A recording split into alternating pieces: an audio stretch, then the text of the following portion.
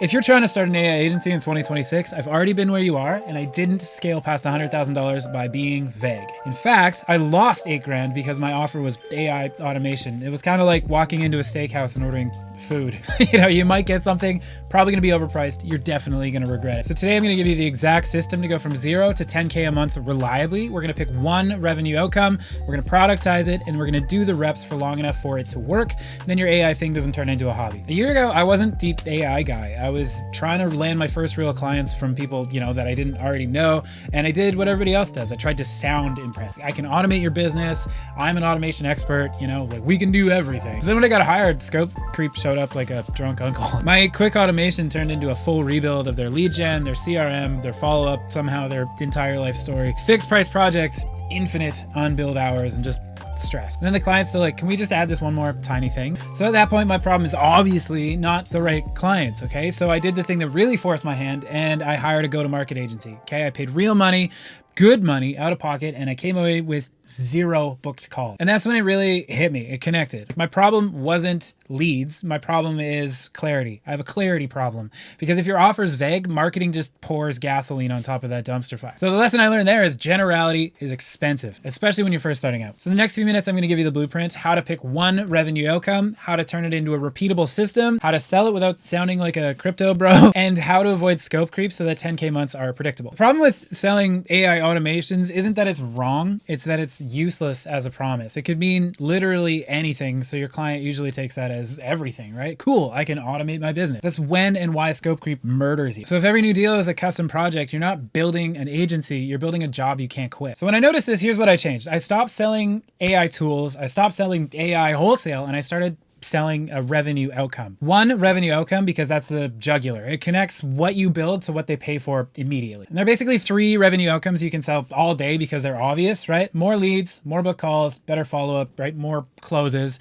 Pick one, not forever, just long enough for it to work. And this here in green is the framework that fixed everything for me. Honestly, everything. Kind of a messy thing, but we'll call it the money loop. We've got your input, where leads come from, systems, what you install, metric is what changes, what you're watching, and revenue is the output, what it produces. If you can't draw that loop, you don't have an offer, you have a collection of skills. So let's say your revenue outcome is more booked calls. That's the one you're picking, right? Your example input would be forms, DMs, like where those leads are coming from, right? Examples of the system you build would be speed to lead, follow-up, right? How to qualify or book leads, more booked calls. You need a system to do that. An example of metrics that you're watching would be response time, actual numbers of people that you're booking, and the show rate.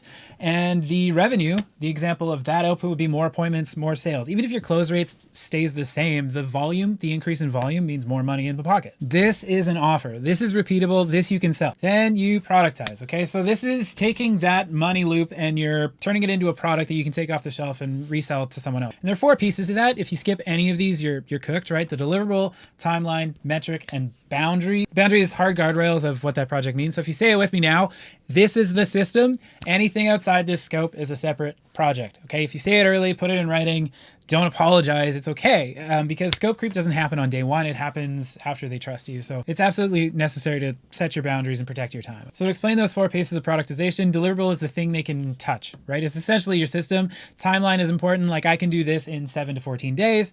Metric is the difference, like the delta of the before and after you got there. And your boundary is, this is all I'm doing. This is what we're talking about. We're not talking about your other systems. Okay, so I know I'm going rather quickly, but this is literally everything. And your action steps are really simple. We'll just go over and check this out.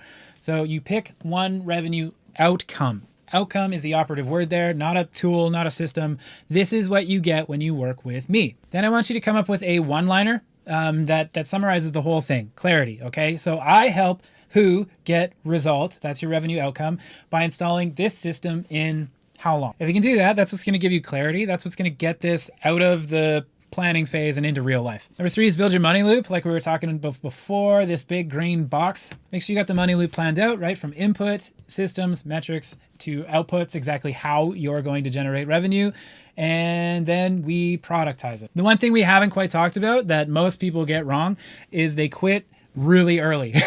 They'll run this for a little bit and they'll get no response, or they'll get a couple rejections and they'll, be really disappointed with it and quit just before it would have taken off, right? If you think about it, all the effort it takes to start up, if you're always going back to the beginning, you're just stuck in this cycle of learning curve and not actually doing anything. If that resonates with you, it's probably because you start things and don't let it ride for long enough to work. Give the plan enough time to breathe. It's easier to keep putting reps in than it is to start all the way over at the beginning, okay? So honestly, if you do all of this in order, getting clients becomes so much easier, and especially if you run it for 30 days at the very, very least, okay? Even if you don't want to spend a bunch of money on cold outbound or like mass marketing, you got two main channels that you can plug into today for essentially for free, right? You can put out content, or you can send DMs to people on social media or in your email list, or just like your contacts, okay? And something to remember is your content isn't AI news. You're not putting up posters. You're making people more problem aware. Your content needs to try and shine light on this revenue outcome that you're delivering. And the corresponding DMs, like if you're on LinkedIn, for example, they need to resonate with that. They need to follow that same thread, right? Like for example, if you're going back to that one outcome with more book calls, be like, how are you handling leads right now? That's a question that directly shines a light on a potential problem. So remember, you're not selling AI or automations or tools or anything like that. You're selling a revenue outcome. But I haven't talked about how to turn that into consistent, reliable income, right? I said 10K a month. How do we do that? It's boring. This is why most YouTubers don't give you this part. This is the part they stop at because it's not exciting. In order to consistently, reliably hit 10K a month, you need to do the same things. Repeat it over and over and over until you get super good at it, right? The same money loop,